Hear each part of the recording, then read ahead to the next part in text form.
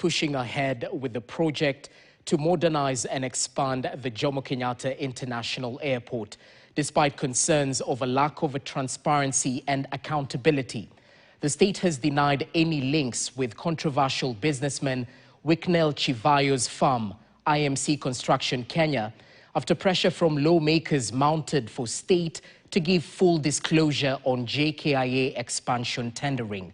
The company is alleged to be part of the consortium awarded a stake in the 375 billion shilling airport expansion project. Transport Cabinet Secretary Davis Chirchir instead says the entire project will cost just about 154 billion shillings. Esther Diana has more details. Barely months after the collapse of the much-contested Adani deal, a new deal for the expansion and modernization of the Jomo Kenyatta International Airport has reignited debate over transparency. Critics argue that the current arrangement raises even more questions than the previous proposal, particularly regarding ownership structures, financing arrangements, procurement procedures, and value for money. Our anticipated costs are lower. We've looked at the unit cost of what we are developing, and we are 20% cheaper than what is obtaining in the airports that have been built lately in the region.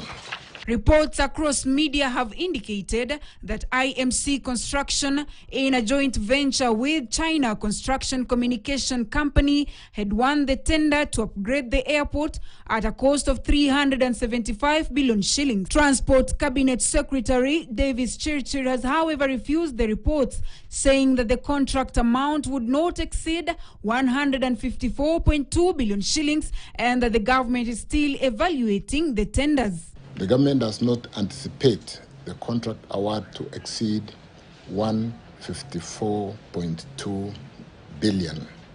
And I say that because we are yet to finalize the details into the contract, and I think it is good at this point to say so there is no contract which has been signed.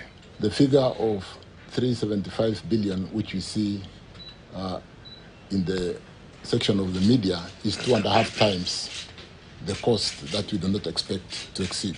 We don't know this gentleman. I saw him for the first time in the media myself. He's not in any of our documentations, be it as a bidder or as a partner to any of the bidders. Despite this stance, multiple sources told KTN that the contract amount would exceed 154 billion shillings, explaining the construction works have been split into two phases. The first component costing about 150 billion shillings. A later phase is expected to be in the region of 160 billion shillings. The split, the sources explained, is necessitated by China's policies governing the country's state-owned entities undertaking works overseas, which require contracts of over $1 billion to be subject to strict and lengthy approval processes. Bids were open in accordance with the provision of the Public Procurement and Asset Disposal Act and the applicable procurement procedures. The procurement was undertaken through an open international competitive bidding process, providing equal opportunity to all qualified local and international firms. Kenya's government has also denied having any knowledge of a move by the Consumer Federation of Kenya to court seeking to stop the implementation of the project. According to the Cabinet Secretary for Transport, the government would use a mix of concessional and commercial loans and locally mobilized funds to build the airport.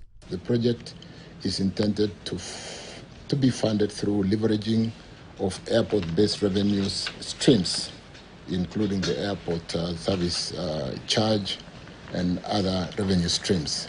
The arrangers will crowd in development finance institution and commercial bank. In the modernization plan, improving the existing terminals is set to be completed within 15 months, while development of the new passenger terminal is expected to take 3 years, which would mean the terminal building would be ready for use in July 2029.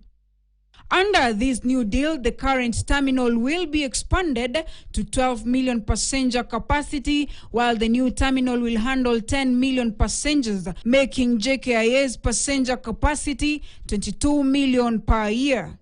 Esther Diana, KTN, Nairobi.